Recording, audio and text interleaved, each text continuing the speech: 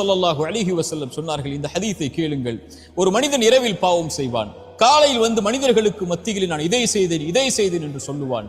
இறைவனிடத்தில் எல்லோரும் மன்னிக்கப்படுவார்கள் இவனை தவிர. ஏனென்றால் இறைவன் மறைத்ததை இவன் வெளிப்படுத்தினான். இறைவன் மறைத்து இவனை இந்த பாவத்திலிருந்து நீக்க வேண்டும் என்று நினைத்தான். ஆனால் இவனோ வெளிப்படுத்தி அதை தொடர்கிறான் என்று இறைத்தூதர் ஸல்லல்லாஹு அலைஹி வஸல்லம் சொன்னார்கள். இறைமறை என்ன சொல்கிறது? ஒரு மனிதன் பாவம் செய்கிறான், அந்த பாவத்திலிருந்து மீள்கிறான், ஈமான் கொண்டு இறை நம்பிக்கை கொண்டு நல்ல அமல்களை செய்தென்றால் அவன் செய்த பாவங்கள் அனைத்தையும் அவன் பாவ மன்னிப்பை தேடியதற்கு பிறகு நன்மைகளாக அவனுடைய புத்தகத்தில் மாற்றுகிறான் இறைவன். ஏன்? அந்த பாவத்தின் வாட்டத்தில் அவன் இருந்துவிடக் கூடாது என்பதற்காக.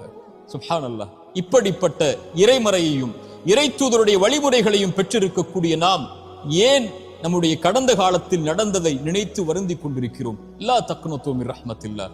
இறைவனுடைய அருளில் ஒருபோதும் நம்பிக்கை இழக்காதீர்கள். உங்கள் வாழ்வில் எது இல்லாமல் இருந்தாலும் இறைவன் கொடுப்பான் என்ற நம்பிக்கையில் முன்னேறுங்கள். வாழ்வில் எதை இழந்திருந்தாலும் இழந்ததை விட இறைவன் சிறந்ததை உங்களுக்கு தருவான் என்ற இறைவனுடைய நம்பிக்கையோடு முன்னேறுங்கள். பாவம் செய்வதை விட பெரிய பாவம் இறைவனுடைய அருளில் நம்பிக்கை இழப்பது. லா தக்னது மின் ரஹ்மத்தில்லாஹ். இறைவனுடைய அருளில் ஒருபோதும் நம்பிக்கை இழந்து விடாதீர்கள்.